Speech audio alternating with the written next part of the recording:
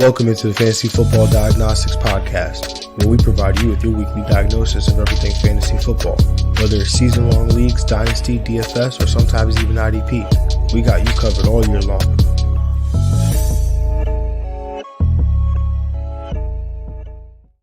Let's do it. Let's get to it. Welcome into the Fantasy Football Diagnostics Podcast. It is Monday, December 11th. I'm your host, Jon Jeune.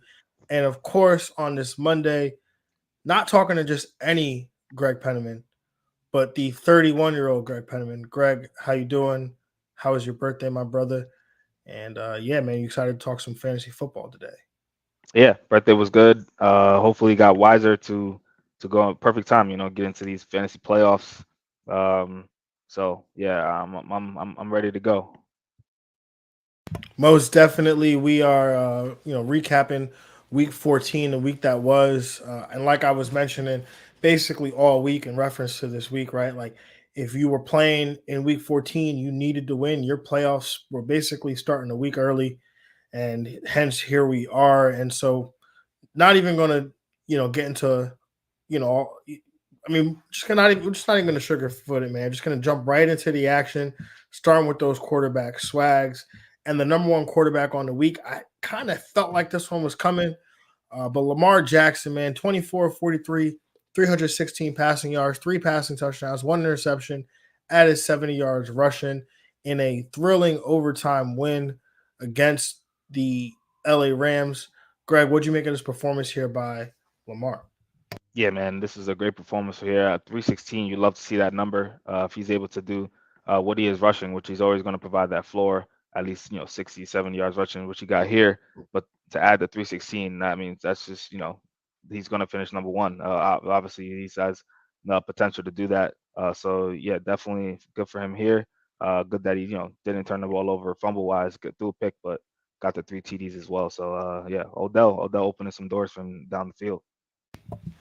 Yeah, the part that I had said I felt like this game was coming. The Rams were decent matchup for quarterbacks, but also one of the things that had been happening is Baltimore has been scoring all of their touchdowns via the rushing attack, right? Like majority of their touchdowns have come that way, and just historically, teams don't score touchdowns like that, right? Like typically, it's 65% passing, 35% rushing, on average. If you look, historically offenses throughout the year, and obviously some offenses are going to be different, but it just felt like Lamar just hadn't been hitting on these passing touchdowns, and he gets 3 of them.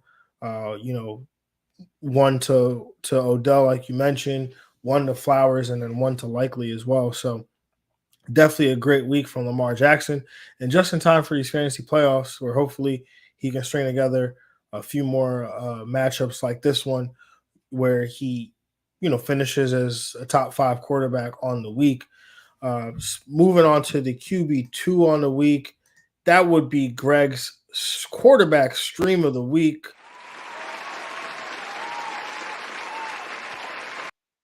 Desmond Ridder, man, coming in big with a QB2 performance, 26 of 40, 347 passing yards, 1 touchdown through the air, did throw an interception, but added 15 yards rushing and a touchdown on the ground, good for 25.4 fantasy points. Greg, you clearly saw a performance like this one coming because Desmond Ridder was your quarterback stream of the week. What did you make of this performance, and was it everything you thought it was? Yeah, absolutely. I mean, coming into the week, I think I would like to thank even more Tampa Bay Buccaneers defense for opening my eyes to see that this is a very good matchup.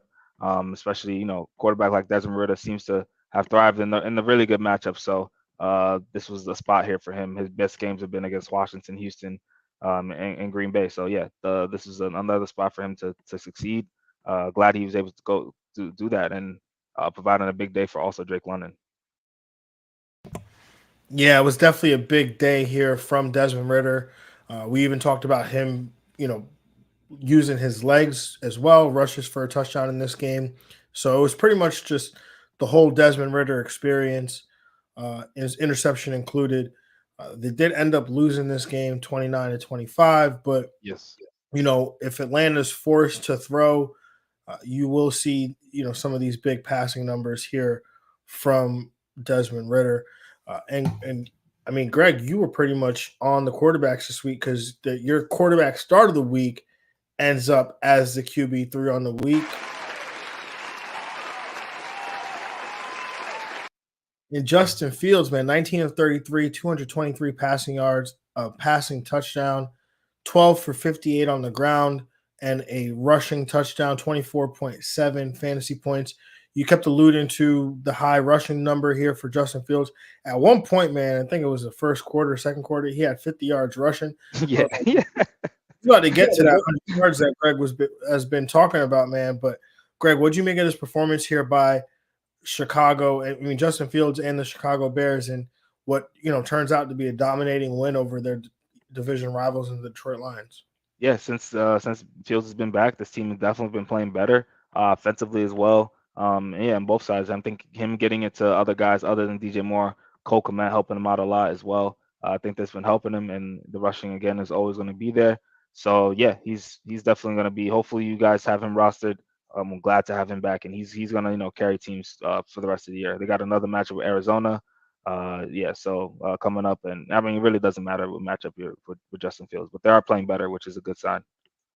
Yeah, definitely playing better. You love to see that. Justin Fields doing what he does best, using his legs, also using his arms as well. So gotta love this spot here from Justin Fields. And like you said, the schedule down the stretch looks like it's going to be pretty good going forward. So he's a guy that might lead some people to some fantasy championships down the line here.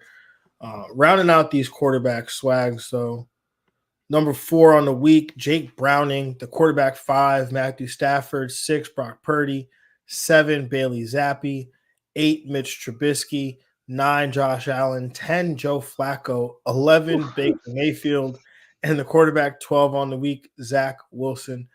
Greg, what'd you make of these quarterback performances? And did any of them stick out to you in a positive way? Yeah, absolutely. I mean, some of these names here are definitely crazy. I mean, blast from the past for sure. Love Baker. Baker balled out in that game, especially on that last drive. Love Browning and Matthew Stafford. I think Stafford is gonna, you talk about touchdown regression. It was coming for him. It has come in the last 3 weeks, and he's got a really good schedule rest of the season. I think he's got Washington, then the Giants, or New Orleans, and then the Giants. So it should be good for him. And yeah, it was a solid week. Flacco being here, Mr. Trubisky being here, and that's crazy though. And Bailey Zapp in there is wild though. Yeah, I mean, it was just a weird quarterback week for the most part, right? Like, I think I talked about Stafford when we talked about that game. I had a feeling he was going to have a really strong game here, and I really liked him. Would have been, my start of the week if not for Jordan Love playing the Giants tonight. So definitely was not surprised by this performance here by Stafford. Brock Purdy just continuing to do what he does, throw for 300. So you love that. Joe Flacco, man, like you said, blast from the past, 300 yards, 3 touchdowns, absolutely crazy. And then Zach Wilson, I mean, Greg, I was at that game yesterday. Like, speechless, man. It was like honestly the best that he's ever The looked. rain too. It was pouring. Pouring rain. Yeah. It was the best that he's ever looked in a Jets uniform. I mean, I can't. It's his best game statistically this year for sure. So that means it's got to be his best game statistically his career. Yeah. It's the best game of his career. I mean, I think before this past Sunday, you could probably say, "Oh, the Chiefs game was the best that he had ever looked," and I said that it was the best that he'd ever looked. But Sunday was hands down the best that he had ever looked, just in time for him to finish his career with the Jets and go play for someone else next year. But yeah, absolutely. Now we got to move on to some of the negative performances here with the quarterback Jags and just a couple of guys, man. A guy I know who's been on this list far more than we would definitely like to see.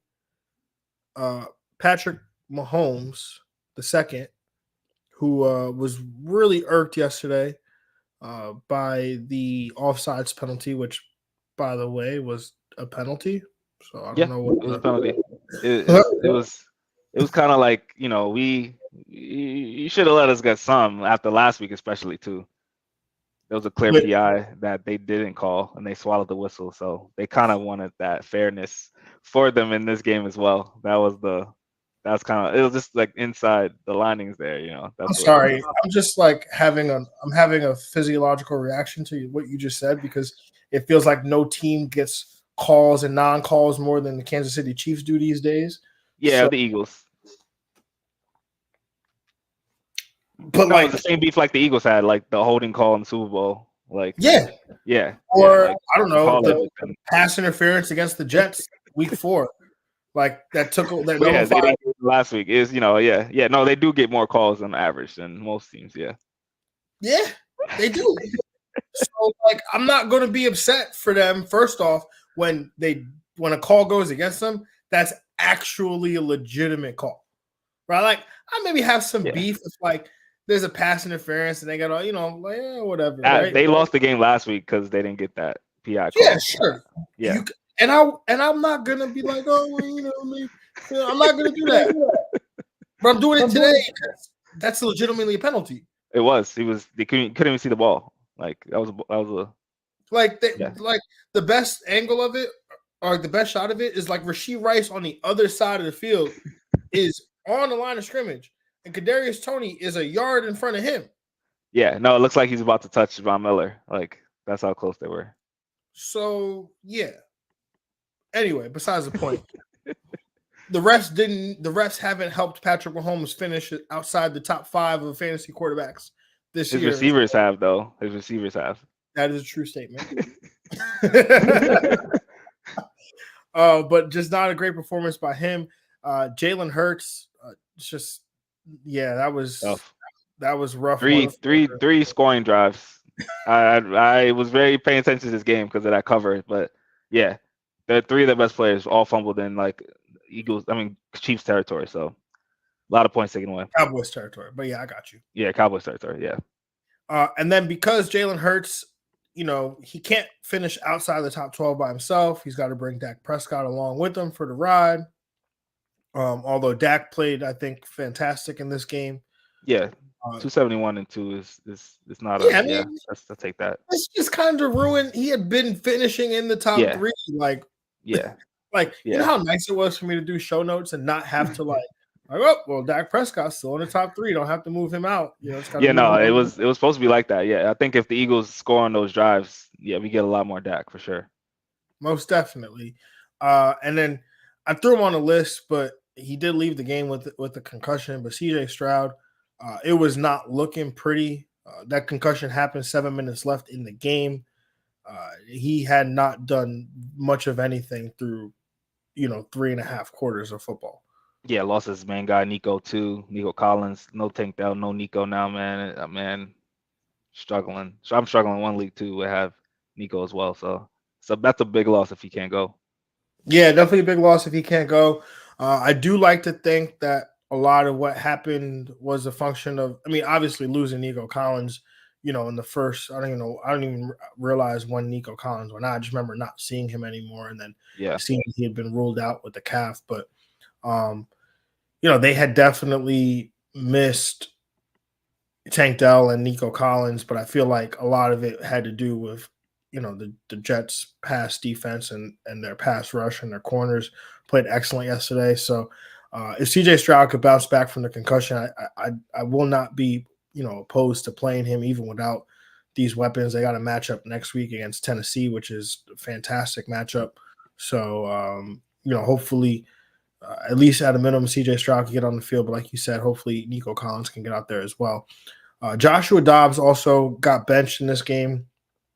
Did not play well through I don't even know at one point he was benched, but I just remember, I think I saw he had like 10 passes, 10 attempts or 10 completions on like 20 attempts or something like that for 63. Yeah, 23. Yeah, I honestly forgot this game existed. That's how bad this one was. I was like, Josh Dobbs, they played yesterday? I was like, oh yeah, that was the 3. They were obligated, Red Zone was obligated to show every, I guess, punt. There were some good punts, I thought, so.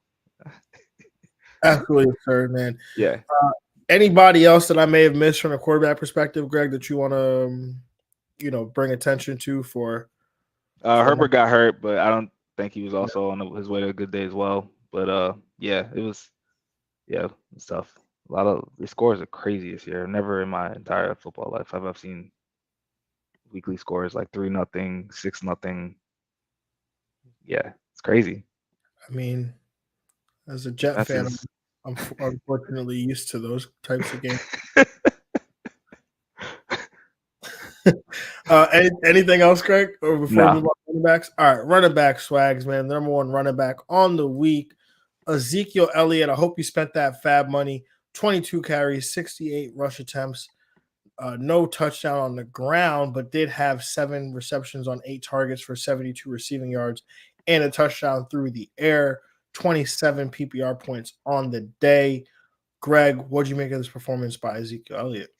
Yeah, I mean, it is what it is. When Ramondre Stevenson isn't out, Zeke Elliott is getting RB1 usage. So, like, you got to kind of treat him as a high in RB2 right now. I think with the usage that he's getting, it's going to get close or over 20 touches a game with Ramondre out.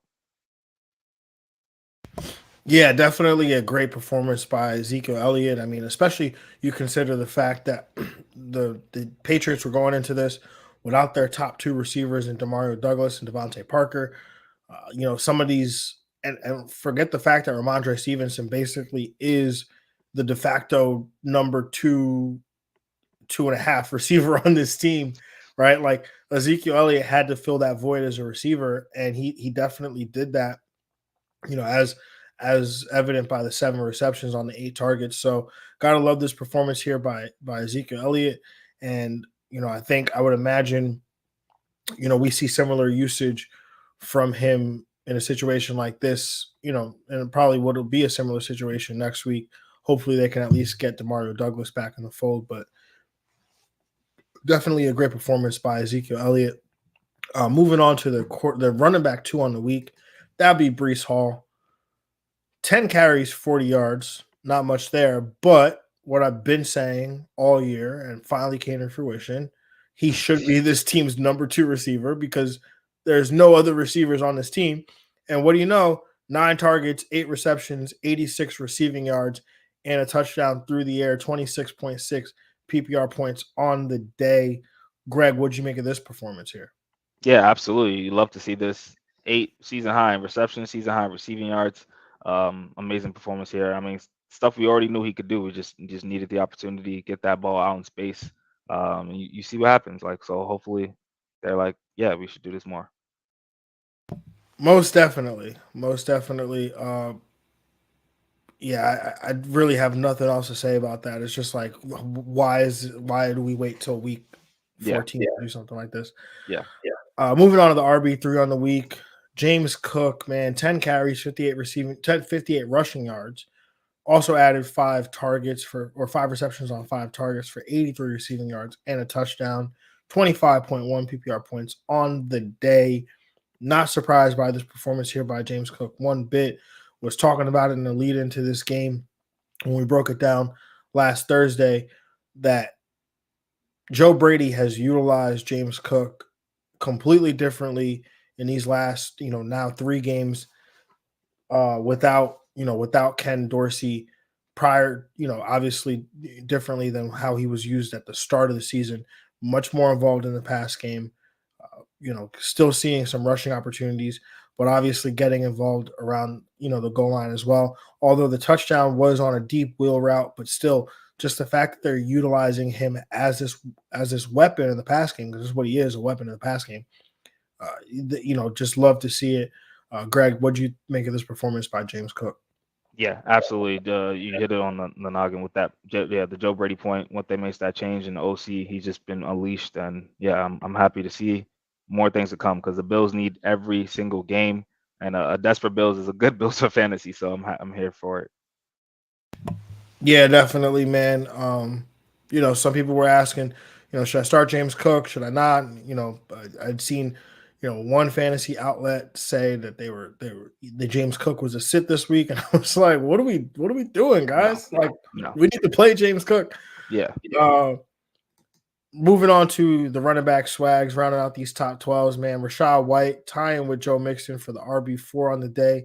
Our boy Austin Eckler is Yes, sir. Welcome somewhat back. back. The running back 6 on the day, Bijan Robinson, my running back start of the week, coming in as the running back 7. Chase Brown coming in at 8. Javonte Williams coming in at 9. Jahmyr Gibbs tying with Travis Etienne for the running back 10. And then Tony Pollard coming in as the running back 12. Greg, what'd you make of these top 12 performances by these running backs, and additionally anybody else that might have caught your attention? Yeah, I mean, Rachaad White continuing to, really give you value at where he was drafted. I think he's been very consistent throughout the year. Yeah, glad to see Eckler was being used, getting those 549 as well. You like to see that. So that provides that floor that we want. Yeah, other than that, it was, solid week. Bijan always as an RB1 was great for fantasy. And Chase Brown, who's definitely been playing, him and Joe Mixon have definitely been playing well over the last couple weeks. Yeah, most definitely, man. And then, Jahmyr Gibbs just coming in, continuing to be an RB1, 2 touchdowns in this game, 1 through the air, 1 on the ground. Kyron Williams, it's just the volume, man. The volume is so good. Man. He's unstoppable. Yeah, Per game, it's CMC and him. That's it per game. Like, it's crazy. Most definitely. 2 guys, CMC and Kyron Williams, 2 guys I put in a little touchdown bet on this weekend, but obviously did not hit this week. But just those 2 guys that just feel like locks to score. Yeah. Like whenever they get around the goal line, like, all right, well, they're gonna get the ball. Yep. But just shout out to the volume that they're seeing, as well as the efficiency that they're seeing as well. Chuba Hubbard having another big game in terms of volume. Didn't show up in the the fantasy box score. Didn't finish as a top 12 or even top 16 running back play, but that volume that he got is what we want to bank on there. And then Deontay Foreman was healthy. We were curious to see how this backfield would play out with a healthy Deontay Foreman, along with Roschon Johnson, along with Khalil Herbert in a Justin Fields-led offense. And the answer was Deontay Foreman's going to basically lead a committee there. So kind of what we thought. Not sure that's a backfield that we want to invest a ton of value in, but I think going forward, we kind of understand that Deontay Foreman's probably the guy. Yeah, I think he's worth having, especially for this run. Chicago's been playing better. They're going to be a competitive game, so that means Foreman will get, close to 15 carries. I'll take that.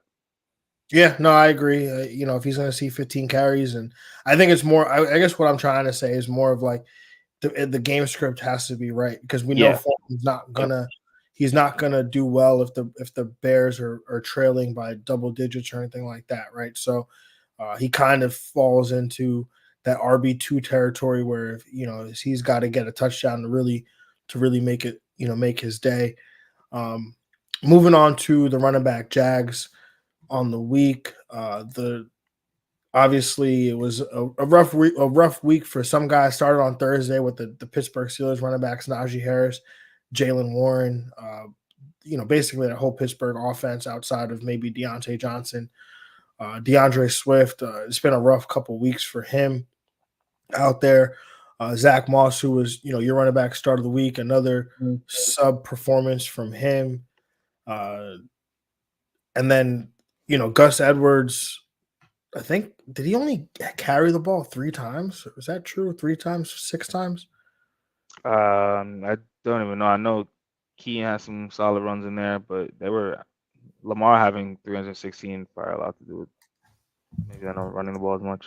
Yeah, I just remember Gus Edwards had apparently played behind Keaton Mitchell, 6 carries for 15 yards. So, not great, usage from him there. But I think that's pretty much what we've kind of been saying is, hey, if these touchdowns don't come, it could get tricky there for him. But any of these performances that Alexander Mattison also didn't have a great day. Any of these performances concern you? I guess let's go with Zach Moss on this one, right? Because this is 2 back-to-back weeks where it's like subpar performances. One of them, the Cincinnati one, was a good matchup to say the least. Are you concerned? Do you have any concerns going forward, or should fantasy managers have any concerns going forward? Yeah, I mean, I don't think I mean, there's always a chance he can bounce back and give you one of the weeks he gave you early in the season. I would be concerned if his usage really went down a lot, but he's still got 17 touches in this one. He'll probably get close to that next week, I think as well, unless they have a change in game plan. But yeah, the usage, I'm still not too concerned. You're probably starting him still as like a RB2, low in RB2. Yeah, man. I mean, I'm not concerned about it either, right? Like 21 opportunities last week, 22 opportunities the week before.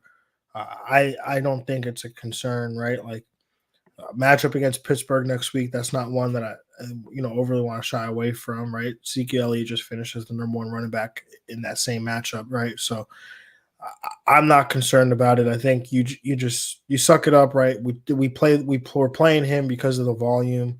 Obviously, he was doing well with it before at the beginning of the season, like you mentioned. So I think this should come to a pass at some point, but definitely not the performances that you like to see. Any other running back Jags you want to shout out, Greg? No. Moving on to the wide receiver position. And the wide receiver swags, the number one wide receiver on the week, Deebo Samuel. 9 targets, 7 receptions, 149 receiving yards, and a touchdown. And we got to keep his touchdown streak alive, apparently. 1 yard, 1 rush attempt for 1 yard, and a rushing touchdown. 34 PPR points on the day. I think Deebo Samuel was the first player to have back-to-back games with at least 1 rushing and 1 receiving touchdown. So, we'll see if he can get that trend to 3 games, but we'll stick on week 14 performance here for now. Greg, what'd you make of this performance here by Deebo Samuel? Yeah, he's been balling out, been a high-end wide receiver one, especially the last 3 weeks, and 3 rushing touchdowns, 3 consecutive weeks as well, being used in every way, getting that good target number. So yeah, you love to see it. This offense is just rolling in every way, and they think it seems like later in the season, Debo does get stronger. I think getting ready for playoff time, he becomes one of their most important players. Yeah, definitely, man. I think Debo is continuing to show that he's an important part of this offense. He'll have a role in this offense, regardless of, as long as he's healthy and he's out there, he should definitely have that role there. So, I think it also makes a ton of sense that, in games where it's high scoring, he'll have a role. In games where, maybe games where he, might be like more dominated by the run game, he'll probably still have a role there too. So definitely a guy that I think going forward into these fantasy playoffs, we want to make sure is in our starting lineups as opposed to being on our bench. But moving on to the wide receiver 2 on a day, man. And what a day for Drake London, man, the second-year wide receiver. 11 targets, 10 receptions, 172 receiving yards with one of the illest catches of the weekend, man. Greg, what'd you make of this performance here by Drake London? Yeah, man. I mean, definitely saw this coming, especially with the tie to Ritter, tied to the number one receiver, tied to my, winning team and get money. So, it's rolling here. It's looking good. Drake London put up a really good performance. Got to keep attacking Tampa Bay's passing defense. Yeah, get money, huh? That was the result. I had a feeling, I didn't actually check, but I had a feeling. I was like, DJ Moore scored 2 touchdowns. Justin Fields finishes the quarterback 3. I forgot you had Drake London. Yeah, he went. They went off. James Cook went off as well. Oh, you had James Cook. What do I know? And the Vikings defense. There you go. Look at that. Shout out. Can't give up fans. They don't score. I hope you played it outside of that because it sounds like it's always the weak side. When I decide to, I flop. So it seems like. How many points did that? 155. Yeah. Good week. Yeah. Good week. Moving on to the wide receiver 3 on the day, man. DJ Moore, attached to your quarterback start of the week. 6 receptions, 10 targets, 68 receiving yards, and a touchdown. Also added 3 rush attempts for 20 yards and a rushing touchdown. 26.8 PPR points on the day. Greg, what did you make of the performance here by DJ Moore? Yeah, I just remember saying like during that lull and Fields is hurt. Yeah, he was probably the number 1 receiver you wanted to buy, because once Fields came back, he was gonna go back off getting quality touches. And yeah, I'm glad to see he's really been going off these last 3 weeks. And yeah, being back to that wide receiver 1 level.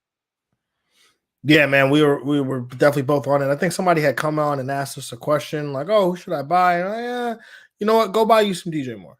Yeah. But yeah, just love to see what he's doing now, and that he's continuing to be that number 1 receiver that we thought he would be coming into the year, and that he showed previously in his career in Carolina. So definitely love to see that. Rounding out these wide receiver swags, man. The wide receiver 4 on the day, Cooper Kupp.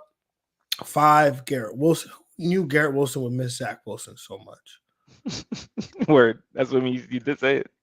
Like, who would Zay Flowers coming in at 6, Odell Beckham coming in at 7, Michael Pittman Jr. coming in at 8, CeeDee Lamb 9, Rashee Rice 10, Brandon Ayuk 11, and AJ Brown coming in as the wide receiver 12. Greg, what'd you make of these top 12 performances, and any other honorable mentions that might have stuck out to you?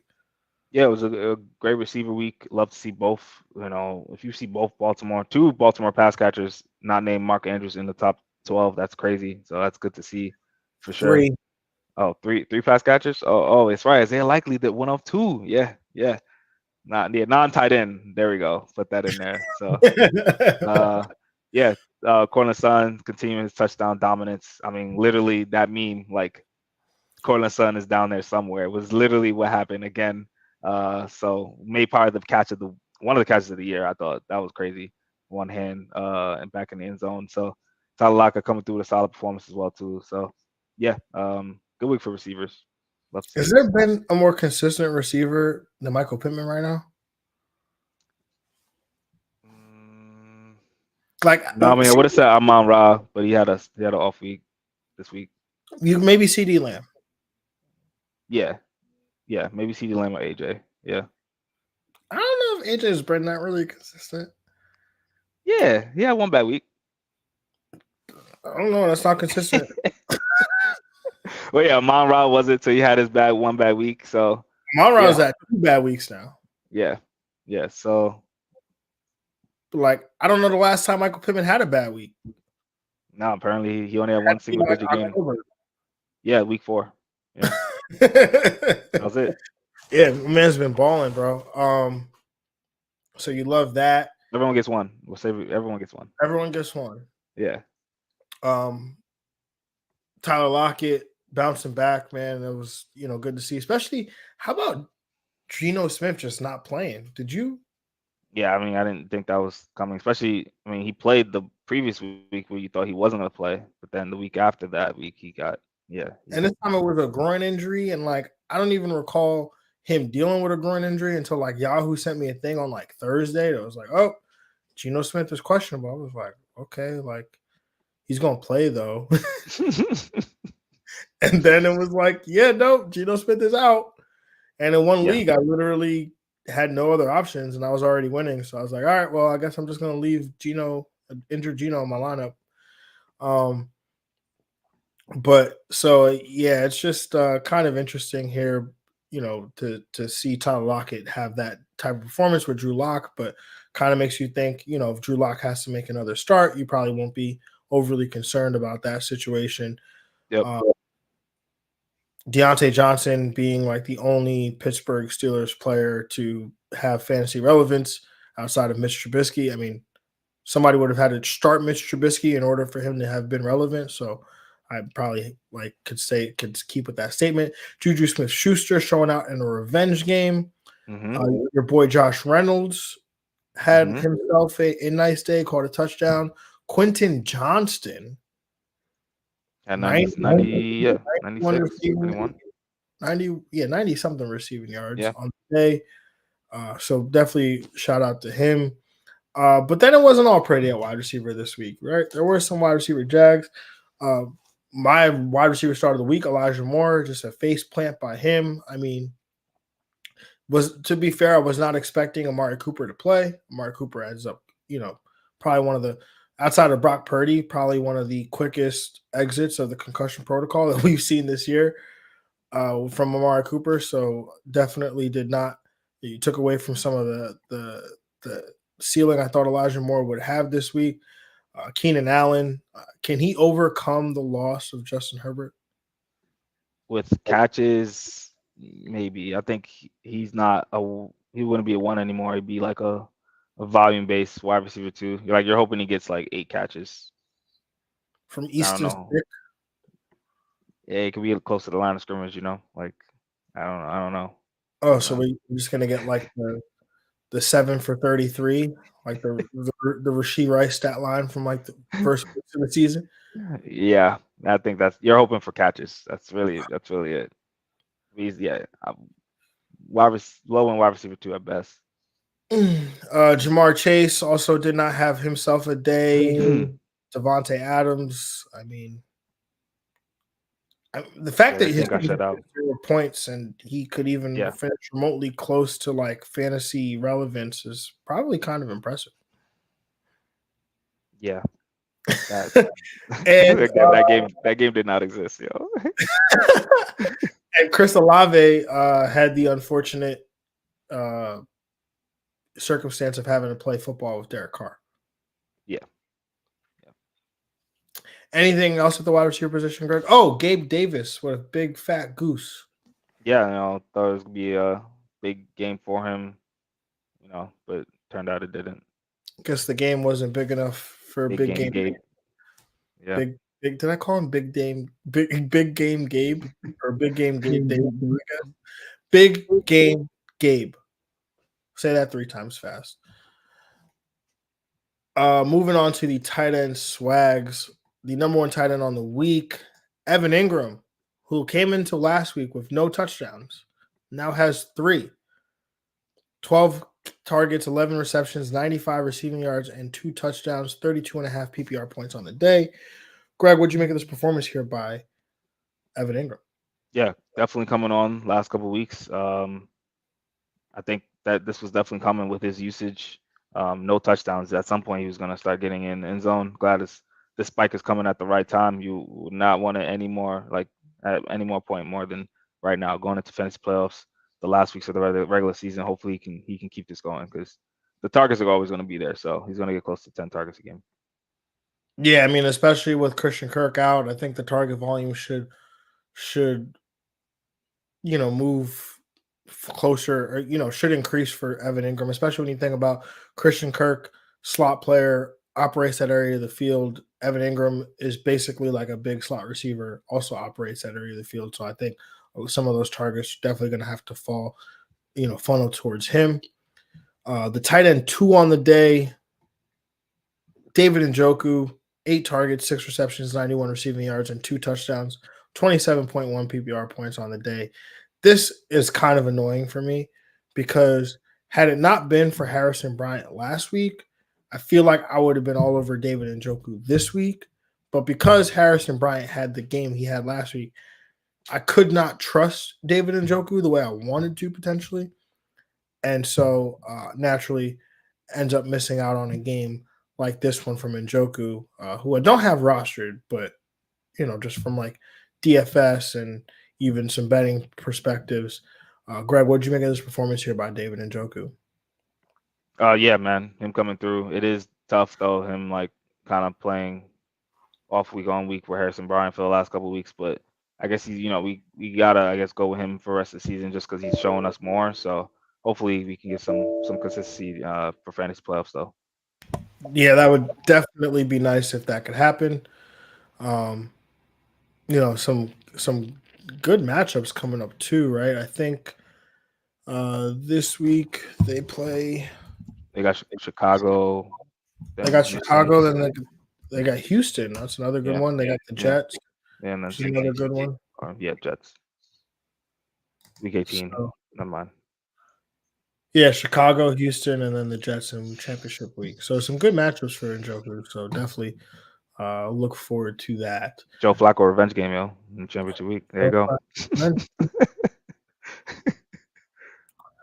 Moving on to the tight end 3 on the day. That would be my tight end start of the week, Isaiah Likely.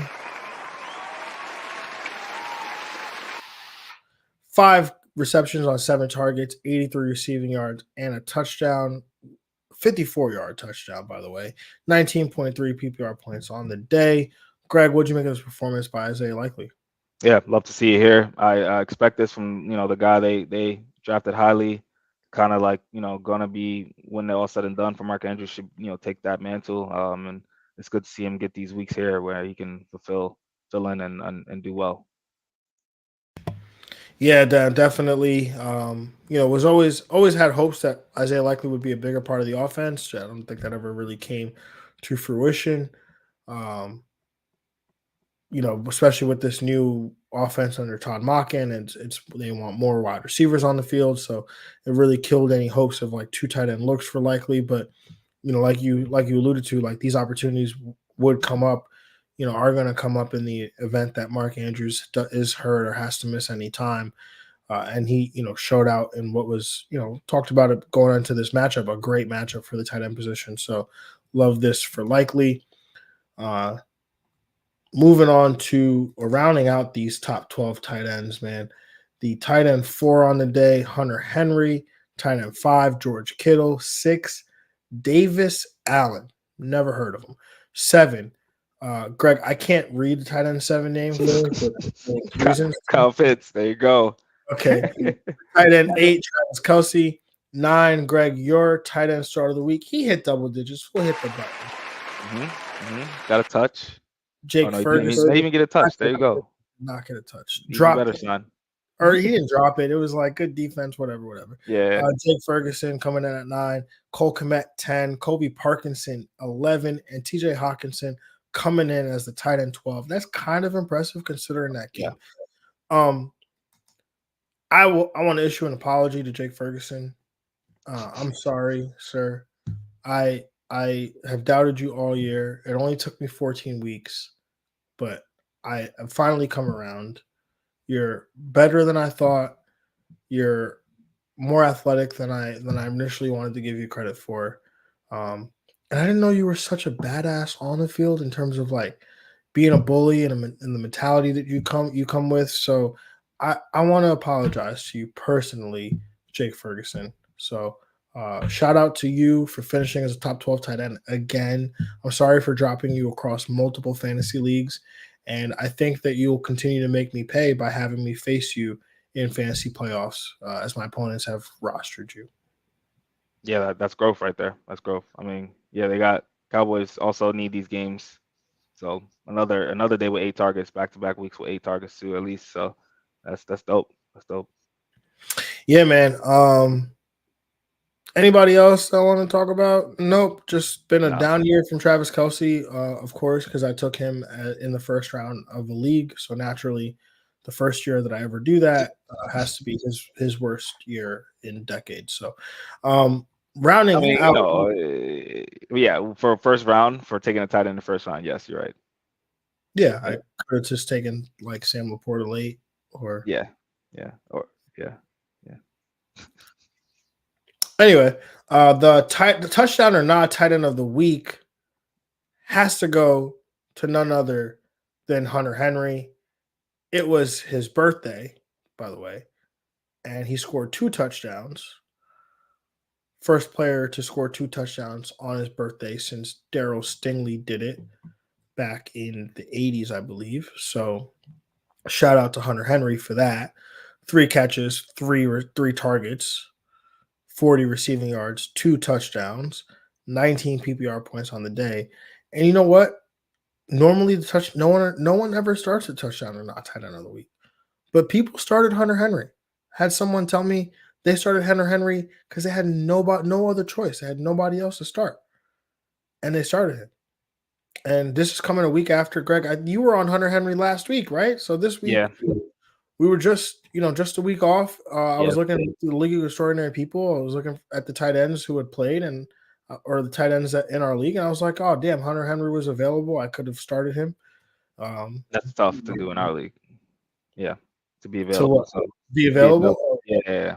So I mean, yeah, he's Uh, out there.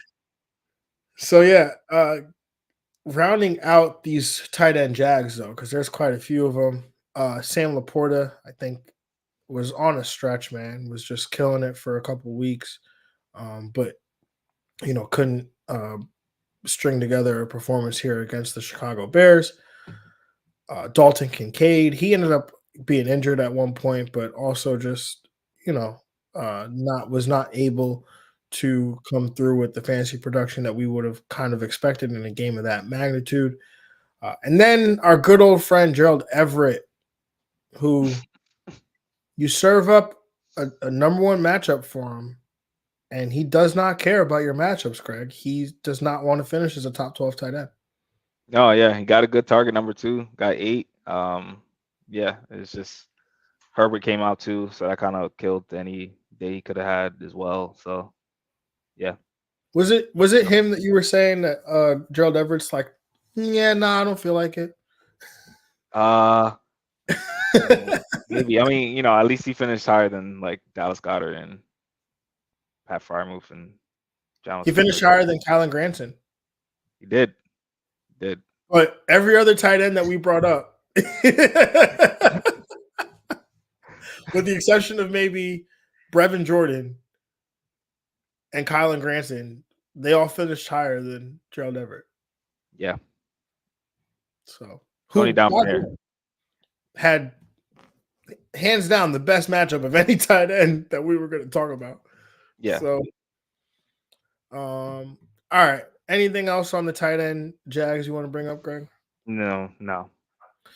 Moving on to the injuries, and there are quite a few that we are, unfortunately, in some leagues we have to adjust to going into these fantasy playoffs. But the biggest one, Chargers quarterback Justin Herbert suffered an injury to his throwing hand, did dislocate, or broke a finger on his left hand, which he played through, but this time has one on his has a fractured finger on his throwing hand, so he's gonna miss some time. They play on Thursday night against the Raiders. He's not playing in that game, and with the Chargers season going the way it's going, Justin Herbert being the franchise quarterback, you would have to imagine that he will not, or probably don't see him for the remainder of the football season, just because it just doesn't make sense from an organizational standpoint. But LA Rams wide receiver Tutu Atwell, he's in concussion protocol. Minnesota wide receiver Justin Jefferson, he was sent to the hospital after suffering an injury, believed to be okay, but he's dealing with a chest injury there. Houston quarterback CJ Stroud, we talked about this a little bit earlier, but he exited Sunday's game early with a concussion. So we'll have to go through the protocol, but basically his status is up in the air for whether or not he can play on Sunday against the Tennessee Titans. Las Vegas Raiders running back Josh Jacobs, he suffered a knee injury, did not return. The Raiders currently are not, according to a tweet put up by Josina Anderson, they're not currently looking to bring in any other running backs. So it's possible that they're optimistic about Josh Jacobs' potential return to the lineup on Thursday when they face the Raiders, or the Chargers, actually. So we'll have to keep that, in mind, but at least it's a Thursday night game. So we'll should have that answer right away. And then Houston wide receiver Nico Collins, he left Sunday's game early and did not return with what was later reported to be a calf injury. So, Greg, I opened up the door to you now, or the floor to you rather, for the waivers. And as far as quarterbacks, if we lost to Justin Herbert, if we are, potentially lost to CJ Stroud, what options do we have this week? Yeah, I mean, first kind of see if Stafford is available in your league. He's 57% rostered, but if he's there, I think he's got most proven and he's got the best schedule, especially with Washington next week, especially if Stroud can go as well. Concussions, I feel like take at least a week these days. So if you need an immediate plug-in, I think Stafford's the answer. Rest of the season as well.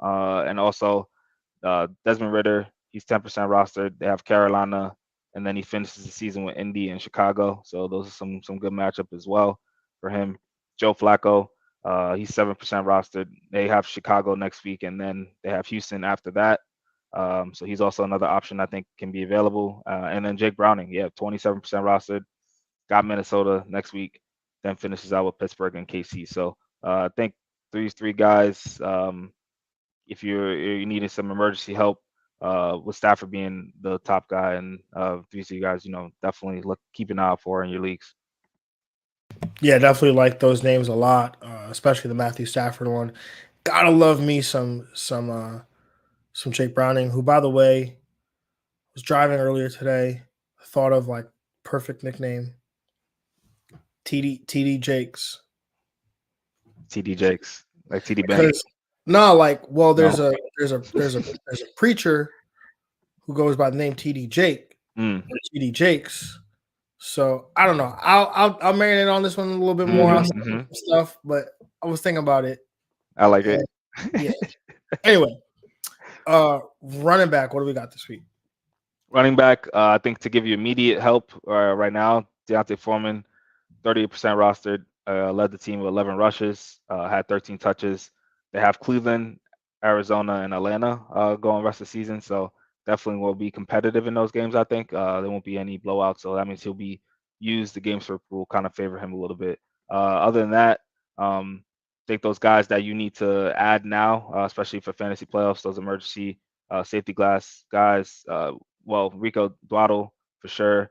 Samaje P. Ryan, Jerick McKinnon, and Jordan Mason. I think probably Jordan Mason, Rico are kind of on the top of that list. Samaje, Jerick McKinnon, probably after that. And then Chase Brown. I think he's got some. We're all chasing Devon Achane. Really, we're all chasing to get that next one. Chase Brown's probably the next one on the list to possibly do that. He's got, I think, rest of season value, standalone. And also, if anything would happen to Joe Mixon, he's an RB1. So those are the guys I'm looking at to make sure you guys have covered those safety net guys. Yeah, definitely like that list as well. What are we looking at as far as wide receivers? Wide receiver, I'm only looking at Odell Beckham, 42% rostered. Since week 9, averaging 70 receiving yards per game. Got 3 total touchdowns over that span. I think he's kind of the only guy really that is available under 50% that is going to kind of give you some rest of season value, especially with Lamar throwing the way he is right now. With Baltimore trying to chase that number 1 seed, they're going to be, throwing the ball, getting Odell down the field more. And if you're watching live, I did the same thing last week, but this is really your last chance. Jalen Hyatt plays football tonight. I'm just saying. No, you better bring it up. Yeah, I mean, it's a lottery ticket, so I'm down to buy a free lottery ticket. Yeah, I mean, last week he was on bye. Yep, rookie off the bye week. And now rookie off the bye week. He has not played yet. Monday Night Football has not played. He hasn't played yet. Yeah. So I'm just saying, if you have an extra spot, you'll make something happen. Just start out there. You never know. You never know. And if he sucks, then you just drop him, and it will not cost you a thing. Moving on to tight ends, Greg. What are we doing at the tight end position this week? Hunter Henry is the only guy I have here, 24% rostered. I think with the injuries to the Patriots in general, no matter if it's DeMar Douglas or Ramondre Stevenson, some targets are going to get funneled to Hunter Henry, and especially down in the red zone, he's definitely good down there. Has a chance to get touchdowns. So Hunter Henry's probably the guy you're looking at. Yeah, man. No Davis Allen. Nah. I swear, man. They rotated 3 of them, I think, with Tyler Higbee out. So it could be the other 2 who I don't know the names of either. Next week. I was like, this is a real person, right? Like Davis Allen. This is a real person. Oh, not Allen Davis. Davis Allen. Yeah, man. All right. Well, that is pretty much all we got for the waivers and for the Week 14 recap. Most definitely, if you need something tonight, we hope you get it. Tagovailoa for my birthday. I'm gonna need you to stay cool. Maybe like 20 points. Fine. Yeah, and nothing higher than I forgot what the margin is, but I think it's like 23. Yeah, basically, I think we need Tua can't outscore Tucker Kraft by 23. Oh yeah, we do have Tucker Kraft tonight. So yeah, that makes me feel a little better. I mean, I just wish I didn't bench the Jets defense. Yeah, that's all right. It's okay. It happens. We're in the playoffs. I need in another league. I needed some things to happen, and they happened. They look like they're happening. But what I need right now more than anything is I've got like a 30-point lead on Saquon and D-Hop in a PPR league. I know. Yeah, I think your script should be D-Hop not really doing anything, him getting like 4 or 5 points, and then you're hoping Saquon doesn't get the rest of that. It's Saquon that's really scaring me, bro. Yeah. It's Saquon. If we're being honest. Yeah. I think it's like a 38-point lead, so I've got. All right. I'll feel a little better with 38. Yeah. I mean, don't even get me started on all the reasons why it should be higher than 38, but we're not going to talk about that. You'll get it done. Yeah, we'll get it done. I am in the playoffs for League of Extraordinary People. I needed some help, but it didn't even matter. I took care of business because, out here, I stand on business. There you go.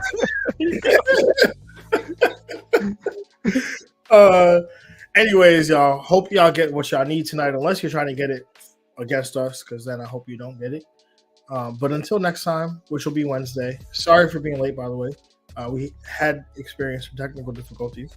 But Wednesday, 3 p.m., we'll see y'all Eastern time right here. Until next time, y'all, have a good one. And we're out of here. Peace. We out.